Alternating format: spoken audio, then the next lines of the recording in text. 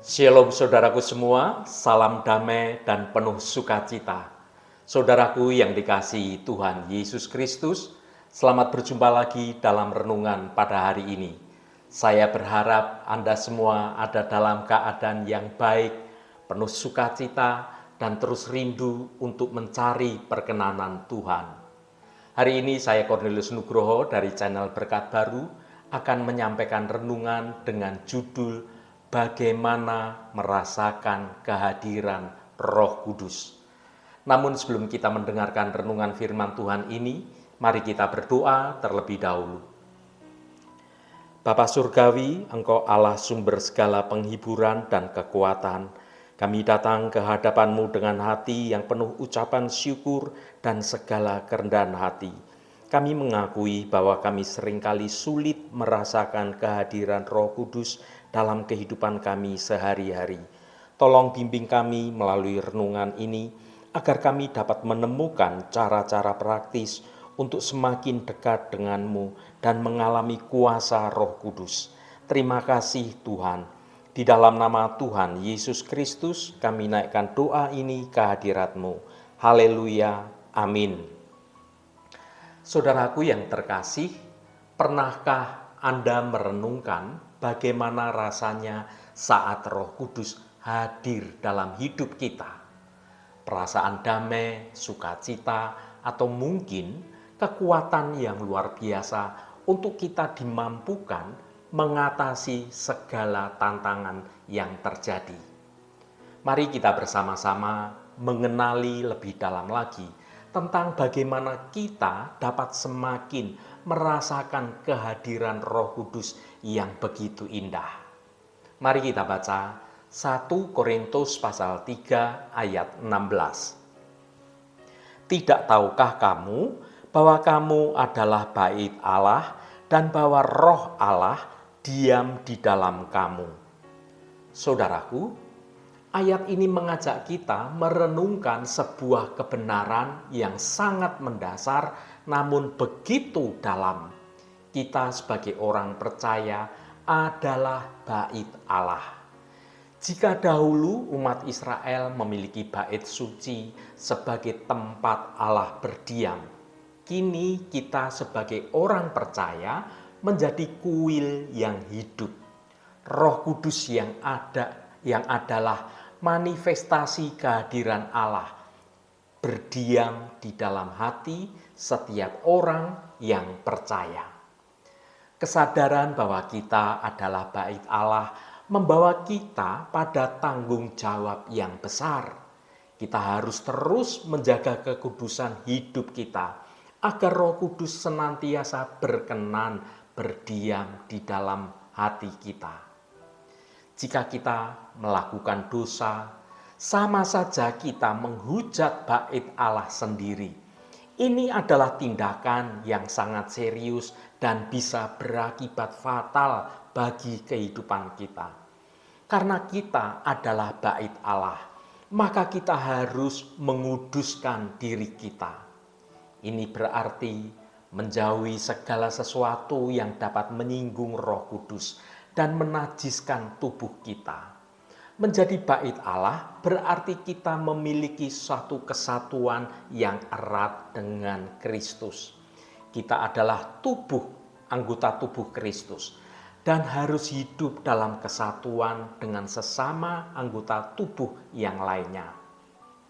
Sebagai bait Allah, kita memiliki misi untuk memuliakan Allah dalam segala hal yang kita lakukan. Kita adalah saksi hidup bagi Kristus di dunia ini. Saudaraku yang dikasihi Tuhan, berbicara tentang negara Belanda, kincir angin pasti tidak luput dari bahan pembicaraan. Karena sebutan lain dari negeri Belanda adalah negeri kincir angin. Hampir semua orang pasti tahu tentang kincir angin yang merupakan sebuah alat yang berbentuk baling-baling besar ataupun kecil tergantung dari kegunaannya, di mana baling-balingnya akan berputar dan bergerak ketika ada angin yang mendorongnya. Kincir angin memanfaatkan energi angin untuk diubah menjadi kekuatan mekanik. Kegunaan kincir angin adalah sebagai pembangkit listrik, membantu penyaluran air dalam irigasi, menjadi tempat penggilingan gandum, dan masih banyak lagi kegunaan lainnya.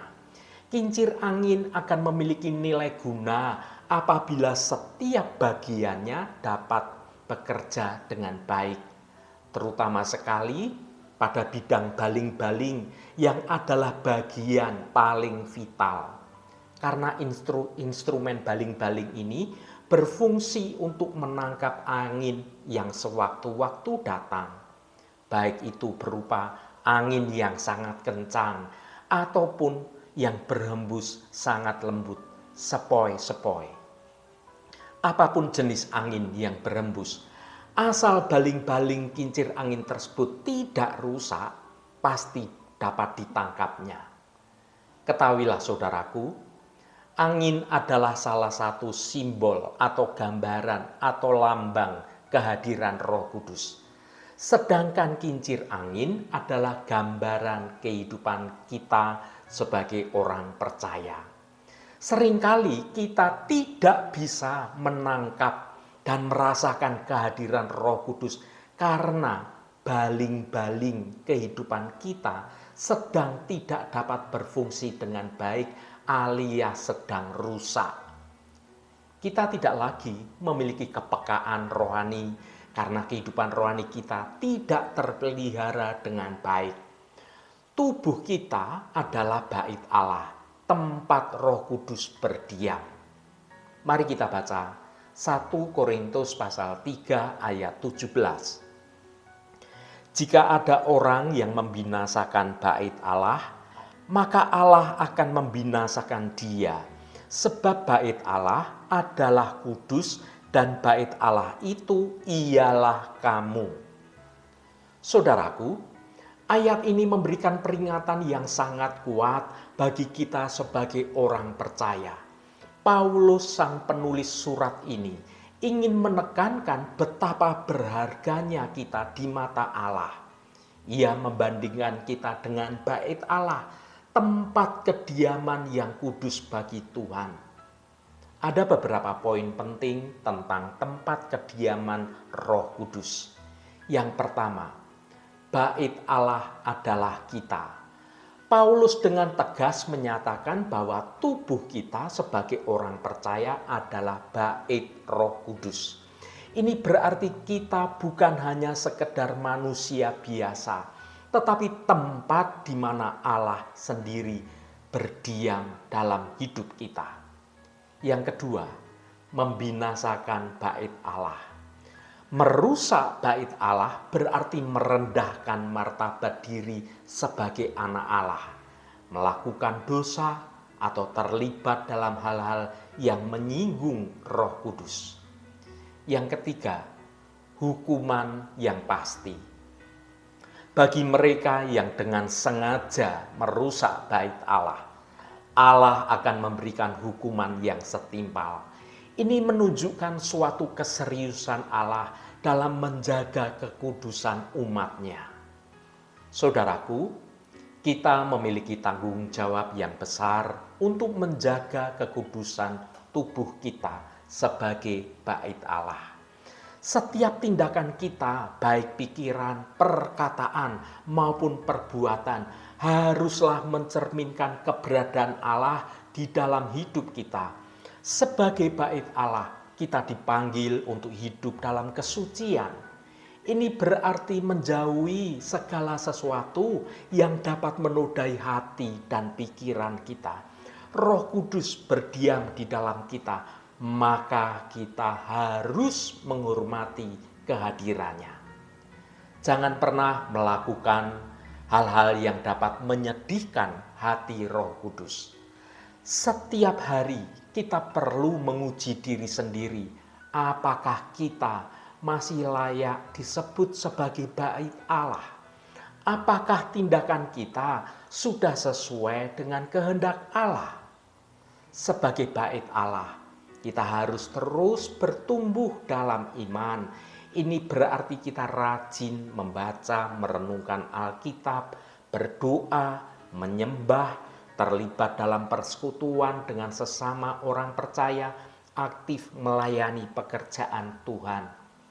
Saudaraku yang diberkati Tuhan, jika kita senantiasa menjaga dan memelihara kerohanian kita dengan baik, maka kita tidak akan kehilangan kepekaan akan suara Roh Kudus.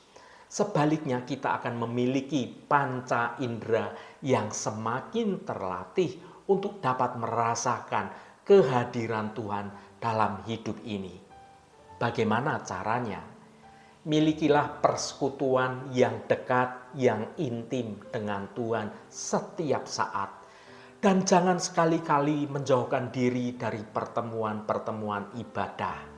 Karena tubuh kita adalah bait Roh Kudus, kita harus merawatnya dengan baik, supaya kita peka akan kehadiran Tuhan. Dengan memahami bahwa kita adalah bait Allah, kita dapat hidup dengan lebih bermakna dan membawa kemuliaan bagi nama Tuhan. Mari kita hidup sesuai dengan identitas kita dan terus bertumbuh dalam kematangan rohani. Haleluya, Tuhan memberkati kita semua. Mari kita tutup renungan ini dengan berdoa. Allah Bapa yang kami sembah dalam nama Tuhan Yesus Kristus, terima kasih atas kebenaran firman-Mu yang sudah kami dengar pada hari ini. Tuhan, kami datang di hadapan-Mu dengan hati yang penuh syukur. Kami merenungkan firman-Mu yang sudah kami peroleh melalui renungan hari ini.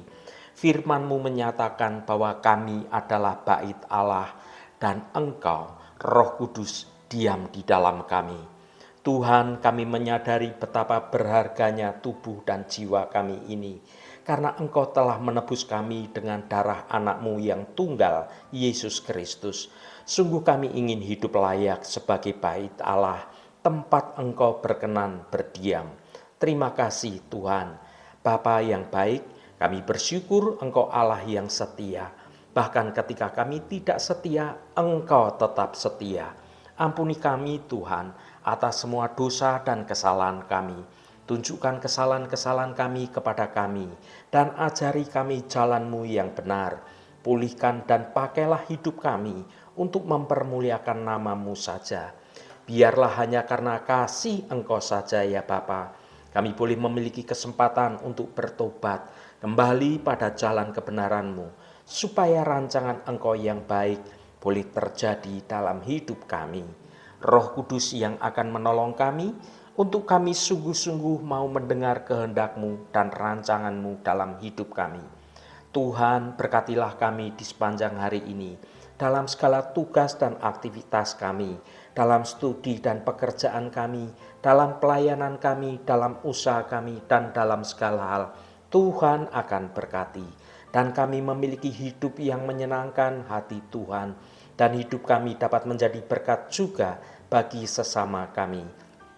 Tuhan, secara khusus kami berdoa untuk saudara-saudara kami dimanapun berada, yang saat ini sedang menderita sakit. Kami mohon jamahan-Mu dalam nama Tuhan Yesus Kristus. Kuasa penyembuhan boleh terjadi pada saudara-saudara kami yang sedang menderita sakit. Sehingga karena jamahan Engkau saja, saudara-saudara kami akan menerima kesembuhan yang datangnya dari Engkau. Dan saudara-saudara kami dapat beraktivitas kembali dengan sehat dan penuh sukacita. Jamahan dan lawatan Engkau juga terjadi pada saudara-saudara kami yang saat ini sedang dalam banyak pergumulan yang berat. Engkau bukakan jalan keluar bagi mereka. Engkau memberi kekuatan yang baru dan memampukan saudara-saudara kami untuk dapat menyelesaikan setiap persoalannya dengan baik, agar hidup mereka boleh menikmati berkat-berkat kemurahan-Mu. Berkati mereka yang hari ini sedang berulang tahun Tuhan. Engkau tambahkan 1 tahun lagi. Terima kasih buat anugerah-Mu, umur panjang di tangan kanan dan kekayaan serta hormat di tangan kiri. Berkat Tuhan mengalir bagi setiap mereka yang hari ini berulang tahun. Terima kasih Tuhan. Segala hormat, pujian, dan ucapan syukur hanya bagi-Mu, Allah yang kudus. Saudaraku, Mari kita berdoa. Bapa kami. Bapa kami yang ada di surga, dikuduskanlah namamu, datanglah kerajaanmu, jadilah kehendak-Mu di bumi seperti di surga. Berikanlah kami pada hari ini makanan kami yang secukupnya, dan ampunilah kami akan kesalahan kami, seperti kami juga mengampuni orang yang bersalah kepada kami. Dan janganlah membawa kami ke dalam pencobaan, tetapi lepaskanlah kami daripada yang jahat, karena Engkaulah yang empunya kerajaan dan kuasa dan kemuliaan sampai selama-lamanya. Saudaraku, bukalah hatimu dan tengadakan tanganmu. Terimalah berkat Tuhan. Tuhan memberkati engkau dan melindungi engkau. Tuhan menyinari engkau dengan wajah-Nya dan memberikan kasih karunia. Tuhan menghadapkan wajah-Nya kepadamu dan memberikan damai sejahtera. Berkat anugerah dari Bapa Surgawi, cinta kasih karunia dari Tuhan Yesus Kristus, dalam persekutuan dan penghiburan Roh Kudus, menyertai kita semua sekarang ini dan sampai selama-lamanya. Dalam berkat Tuhan Yesus Kristus, haleluya, amin. Puji Tuhan, saudaraku semua, saya percaya firman Tuhan hari ini sudah menjadi berkat yang akan menuntun hidup kita semua. Saudaraku, jika kita senantiasa menjaga dan memelihara kerohanian kita dengan baik, kita tidak akan kehilangan kepekaan akan suara Roh Kudus. Sebaliknya, kita akan memiliki panca indera yang semakin terlatih. Roh Kudus senantiasa menolongmu dan menuntunmu hidup dalam jalan kebenaran Tuhan. Saudaraku, saya sangat senang sekali dan berterima kasih jika Anda berkenan memberikan komentar pada konten video ini dan bagikan renungan ini pada teman dan sahabat Anda, agar mereka diberkati juga melalui renungan ini. Terima kasih saudaraku, sampai bertemu kembali. Shalom, Tuhan memberkati.